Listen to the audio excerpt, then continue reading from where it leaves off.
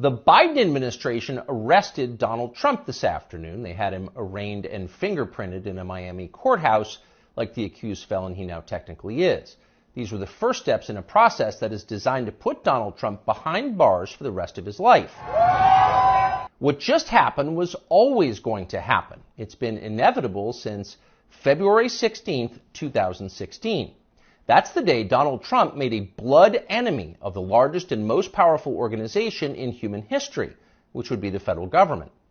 Despite what you may remember, it wasn't anything that Trump had said about immigration or trade with China or rapists from Mexico.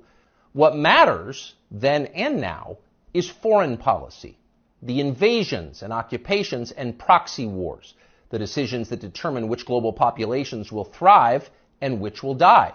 The policies that come with trillion-dollar price tags, the ones that over time have made the counties around D.C. the richest suburbs in the world. In Washington, that's what actually matters, and it's obvious when you look carefully. When there's a debate about anything else, for example, the debt ceiling, both sides take their assigned positions and they start yelling. But when Congress decides to start a war, no matter how foolish or counterproductive or obviously disconnected from America's core interests that war may be, when that happens, the leaders of both parties automatically jump behind it like circus clowns. And then they stay there, sometimes for decades. They defend that war relentlessly against all evidence until somebody finally rings the all-clear bell and they can begin to admit that actually, maybe it wasn't such a great idea. We meant well, but it just didn't work out. The good news is we've learned a lot of important lessons. 7.5 years later, we can point to the precise moment that permanent Washington decided to send Donald Trump to prison. Here it is. It's from the Republican candidates debate in Greenville, South Carolina. We should have never been in Iraq. We have destabilized the Middle East. They lied. They said there were weapons of mass destruction. There were none, and they knew there were none. There were no weapons of mass destruction. All right. We should never have been in Iraq, Trump said. We destabilized the Middle East. Now, by the time Trump said that, a lot of Republican primary voters were starting to reach the same conclusion. How could they not? But it was the next line that doomed Trump to today's arrest.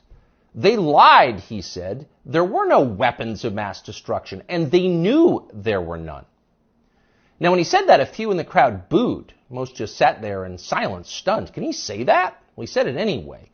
And by saying that, he sealed his fate. That was the one thing you were not allowed to say, because it implicated too many people on both sides, which on this topic is really just one side. Hillary Clinton was guilty of it, but so was Paul Ryan. All of them were guilty. They all knew, they all lied. And to a person, they hated Donald Trump for exposing them. Whatever else you say about him, Trump is the one guy with an actual shot at becoming president who dissents from Washington's long-standing pointless war agenda. And for that one fact, they're trying to take Trump out before you can vote for him. And that should upset you more than anything that's happened in American politics in your lifetime. Yes, Donald Trump is a flawed man, but his sins are minor compared to those of his persecutors. In this life, we don't get to choose our martyrs. We can only choose our principles, and America's are at stake.